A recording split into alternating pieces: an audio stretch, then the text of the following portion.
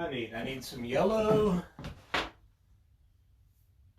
magenta, cyan, briar, stand oil. I think I'm ready to print. What am I missing?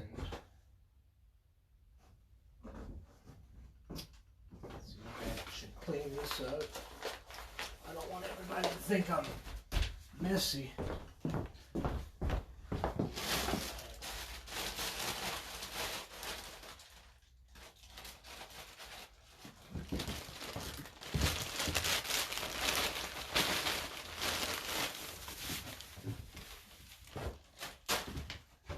Hi Leslie, I'm just starting to get set up. I'm going to do a rainbow roll print, and I forgot to clean up a little bit before I started printing, which is kind of typical for the way I like to work, but I really had no idea when I printed this card a couple of weeks ago that it would resonate with so many people, and I've printed so many of these that the linoleum is starting to wear out a little bit. So I've had to recarve the print in wood, which is right here. I don't know if you can see this or not, but it's the exact same design. I cut it in wood instead of linoleum. So the way the knives work is a little bit different from linoleum. Curves are kind of hard. It's a little bit more straight in the cuts than what you could get with linoleum. But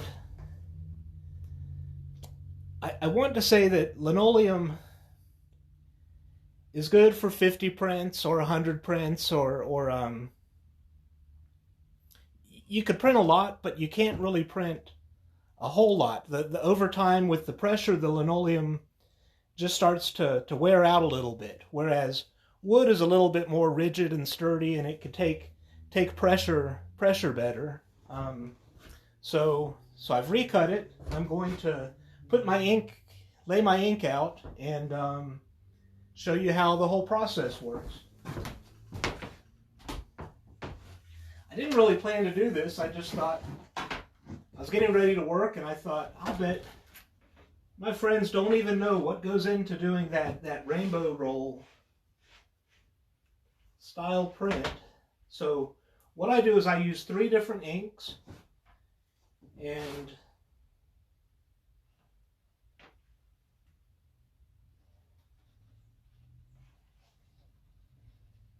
the color in the center is yellow.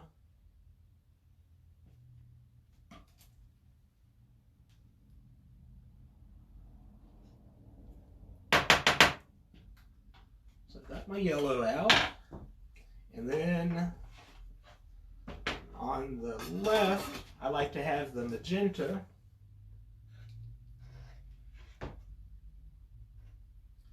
In printmaking, these are called process colors. A lot of printers, even modern printers today, if you have an office computer, there's a good chance that your printer uses these same colors. Magenta, cyan, and yellow. And these are kind of like primary colors. It's a little bit different from the red, yellow, blue that you probably learned about in elementary school. The cyan is the blue. But with these 3 colors in black, you could get a pretty wide range of colors, like a lot of magazines and advertisements are printed with CMYK. That's what we're doing today.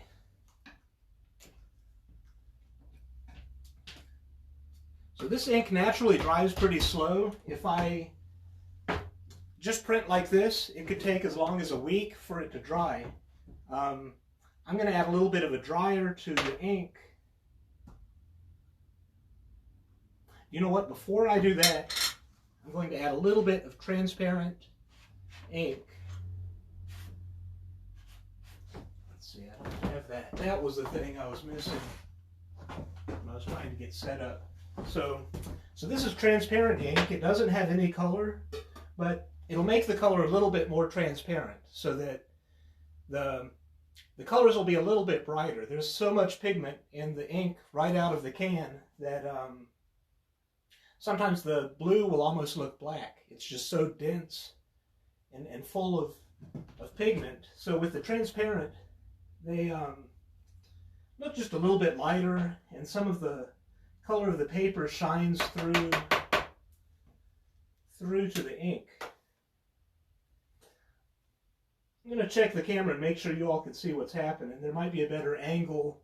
Feel free to chime in if you can't see, if there's a bad reflection or whatnot. Let's see how we're doing. There's some people watching. Hi, everybody. Wow, well, there's some really nice people watching, including my mom. So let's see. It looks like you could probably see it pretty well. So I might just turn it just a hair like this. Maybe I'll get a little closer to the table.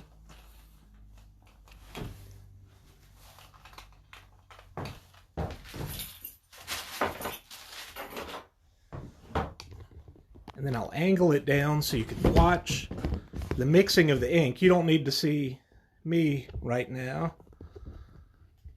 Okay, so I've got my magenta, yellow, and cyan, and I have some transparent ink out.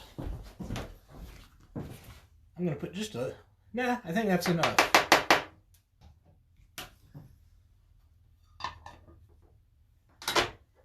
And then I'm going to add a little bit of that dryer to the transparent ink, and it doesn't take much dryer. You really just need 1 or 2%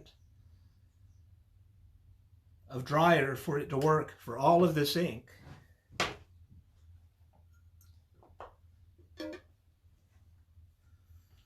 So the way that I mix it, I'll mix my dryer into the transparent ink, and I just sort of work the ink back and forth. It's sort of like kneading.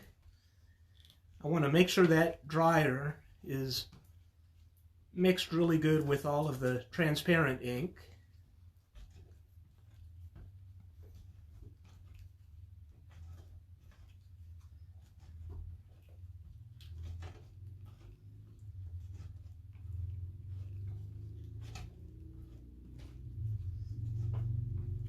Okay, that's probably a good mix. And then what I'll do is visually divide it into 3. I want to use a third for the magenta, a third for the yellow, and a third for the cyan.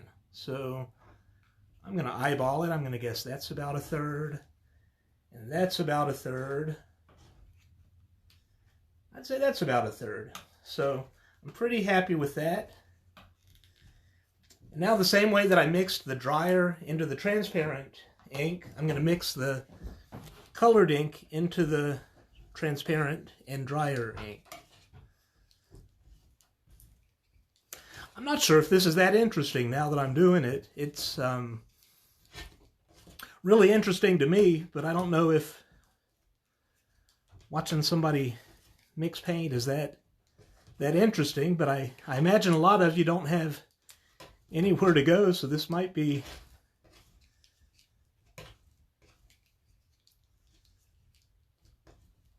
more interesting than I give myself credit for.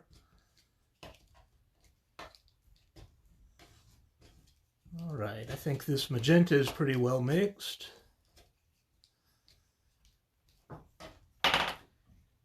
I'll do the same with the yellow. I'll just pick that transparent ink up.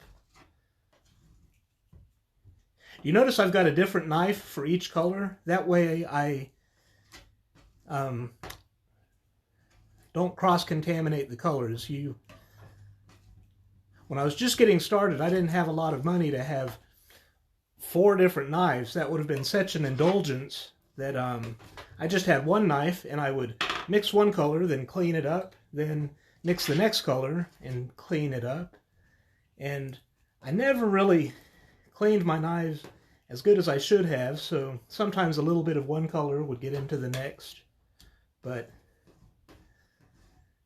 20 years later, now that I'm a more experienced printmaker, I've indulged in a a big variety of knives, which is really nice.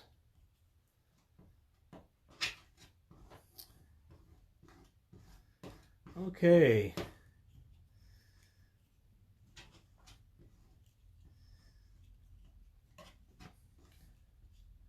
So my yellow is mixed. I'm going to leave that there. I'll do the same with the cyan.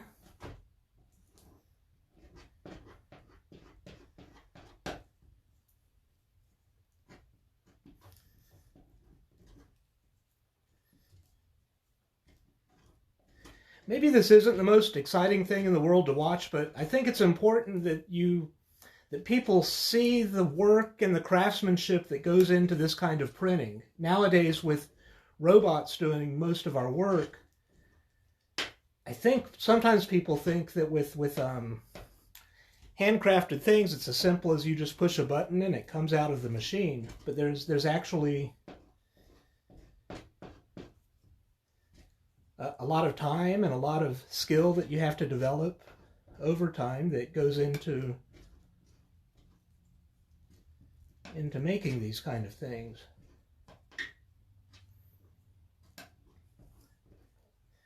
This oil is just a little bit stickier than I like it to be, so I'm going to add just a little bit of linseed oil to each color.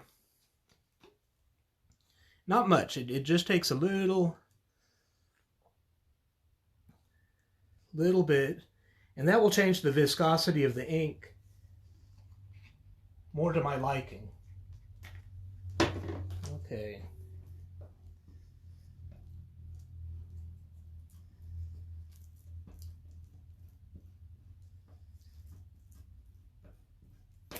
I can't see the screen. I don't know if you all are asking any questions, but feel free to ask any questions if you have some. I'm going to take a break after I mix the ink to do a quick review and see if there's anything I wasn't clear about or if anybody had a question. This blue is so pretty. With printmaking, my favorite colors are, I hate to say it, black and brown. And there's something I like about that graphic black and white or brown on a lighter brown paper. But some people at the studio were interested in colors and mixing colors, so I got some process colors. I thought it would be good for all of us to learn how CMYK, mixing CMYK works. And now I'm the only one able to use the studio, so hopefully the other artists will be able to come back soon and they can learn from my experience. I've definitely learned a lot over the last month or so about color mixing.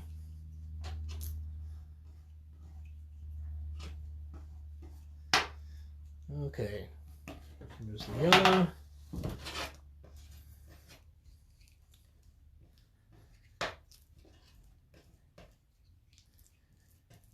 And the magenta. I'm sorry this is taking so long, but I don't want to take a shortcut and then regret that. If I make a mistake at this point, I'd have to clean everything up before I could mix the clay again, or mix the ink again.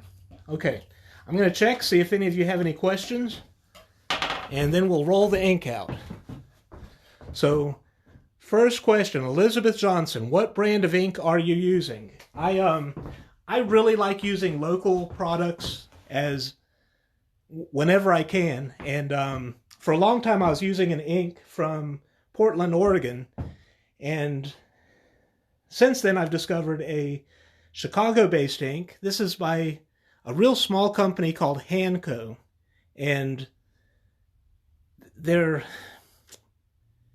I'm really happy with the variety of colors that they offer, and being just 5 hours from where I live is really awesome. And they've sort of specialized in traditional artisanal type printmaking. So I really recommend them. They only make oil-based inks, so if you're teaching with kids, I probably wouldn't recommend this particular ink for children, but if you're comfortable working with solvents, then it's a dream. It's a really nice ink.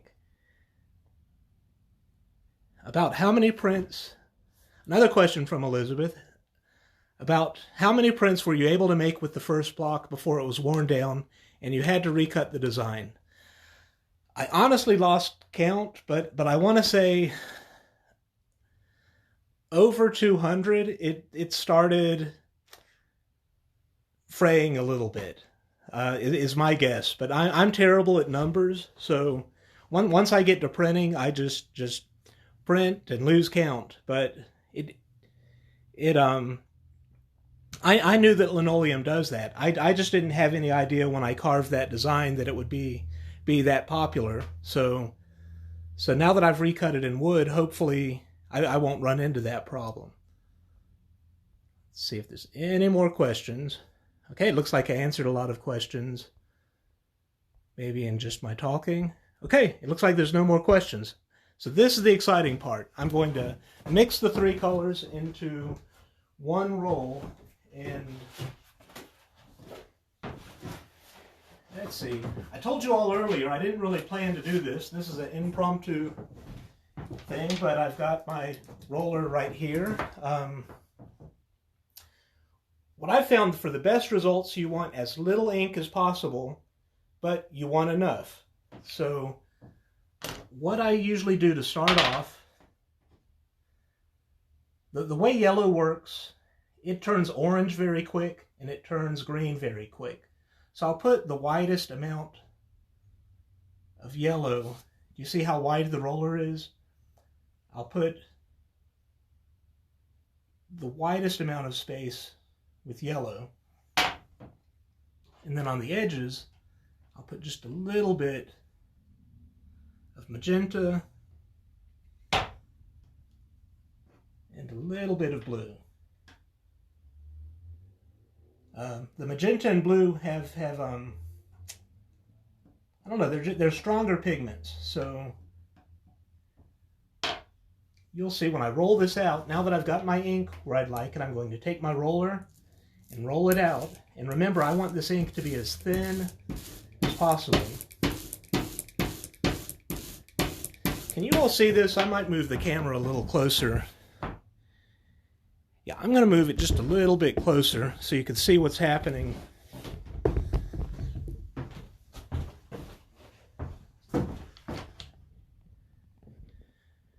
Good point about the primary colors that you're using. Well, I don't always make good points, but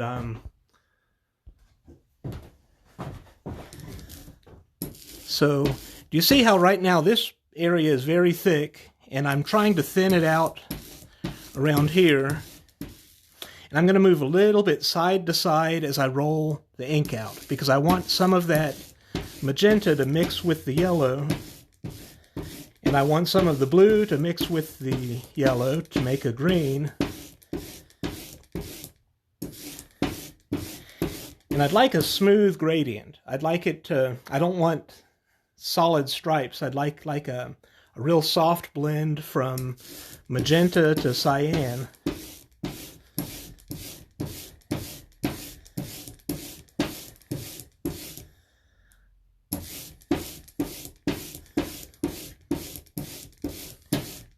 I'm pretty happy with this. Uh-oh, didn't mean to kick you all. So now that I have it blended the way I'd like it, I'd like the ink to be just a little bit thinner. If you look at this roller, do you see how the ink is kind of thick? You could see little peaks. You know how sometimes frosting, if you frost a cake, you could have little mountains. It's not that extreme, but there's little peaks on the ink on this roller. And I don't want any peaks, because those peaks could go into the fine carving of the woodcut. So I'm going to use this part of my palette and roll the ink out so that it's a little bit thinner. Okay. Now do you see there are less peaks? This is probably hard to see over a camera, but I'm doing my best. Okay, so now we're ready to do our first print on this woodcut. I'm going to adjust my camera so I can show you the press and what we're going to do with the press. Okay, so we're ready to print on the press now that we have our ink rolled out. I'm going to come around and show you the jig that I made. This is my old jig, and linoleum has a different thickness than wood. Do you see how there's a different thickness?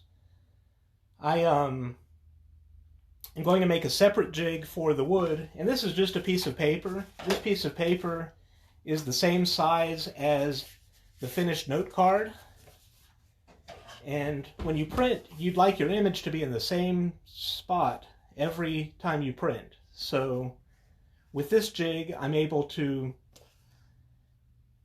eyeball where I'd like the image to go, and once I've established that, I'm going to take just a little piece of tape to hold it in place on that jig, and I'll be right back with that tape.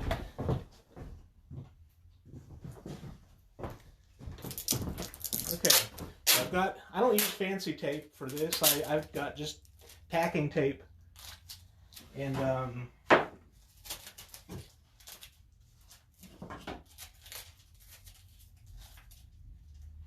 this is just enough to keep it from sliding around when you put force on the block with your roller.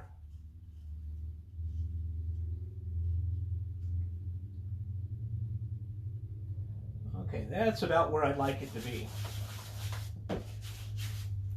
So now these two tabs here are just a piece of paper that's bent like this, and I haven't tried this before, so we'll see how successful it is together. My idea is that if I slide my piece of paper in, these will stop the paper so that it will be in line with the template paper. I don't feel like I'm doing very good at explaining today, so let me just show you. So once I put the ink on this block, I'll just set the paper here, and in theory that paper should be where I want it in relation to the block so that I have a nice print.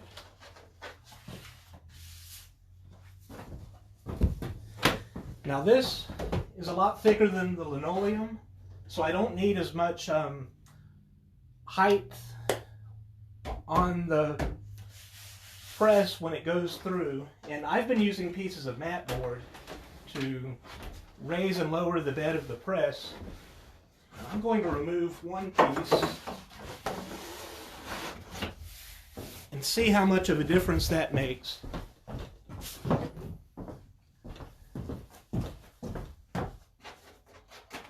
Okay, we could do a test drive without any ink just to see how we're doing pressure-wise.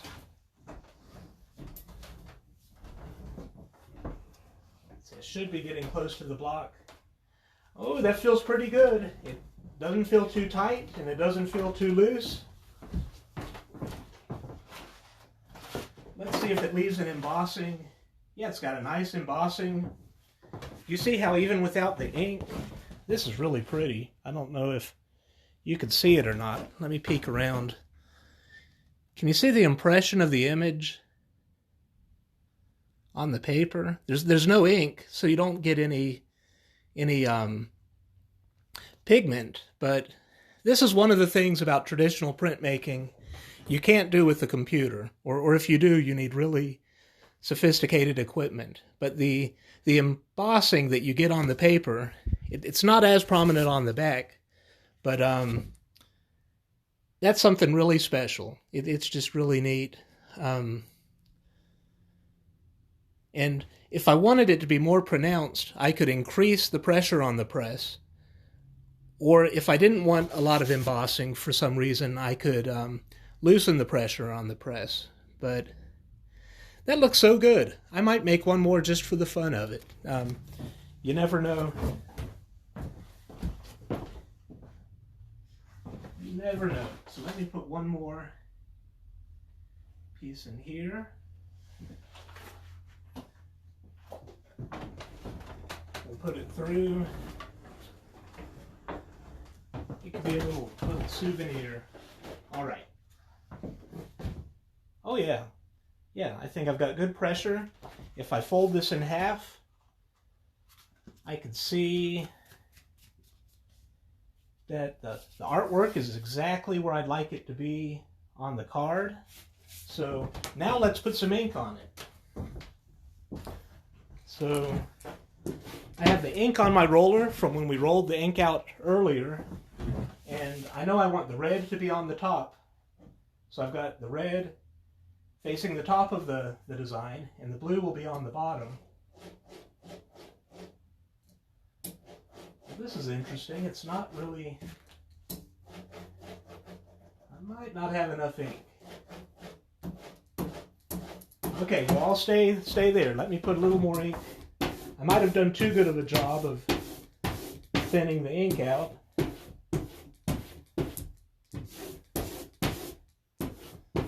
Okay, let's try again.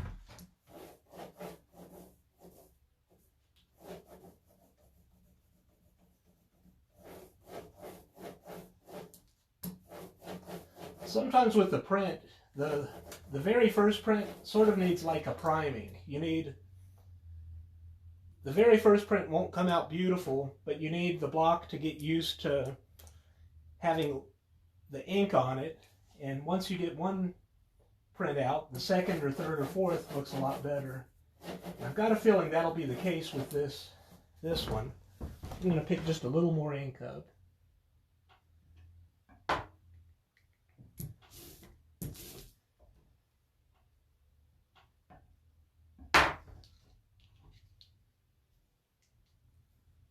Okay.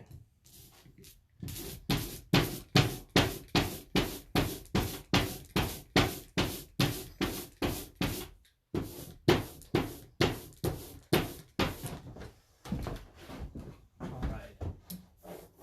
I've got significantly more ink on the roller now. Okay, we're ready to print. I'm going to bring the camera just a little closer so you can see what happened. So we don't want a shadow.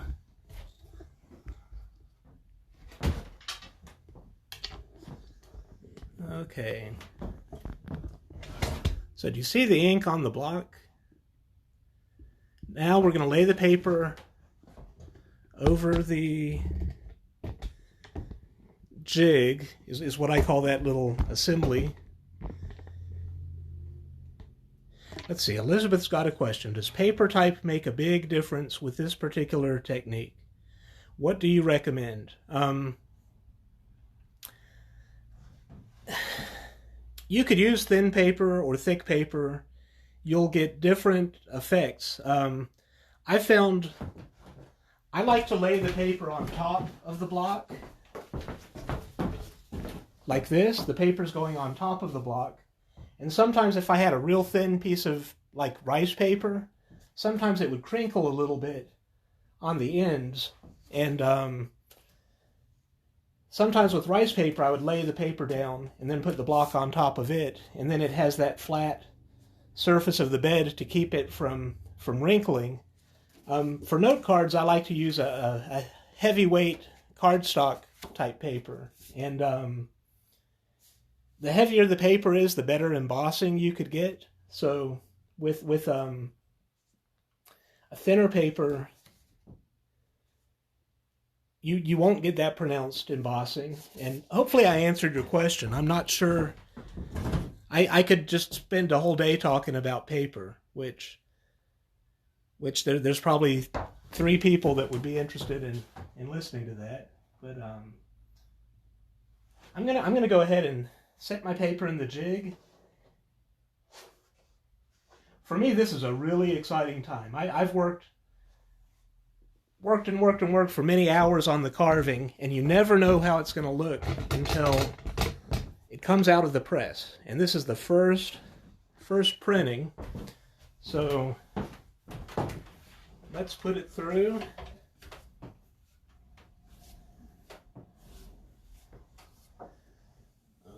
I'm going to bring you all around so you could see, you could be a part of this moment. You know what? I'm going to just hold the camera.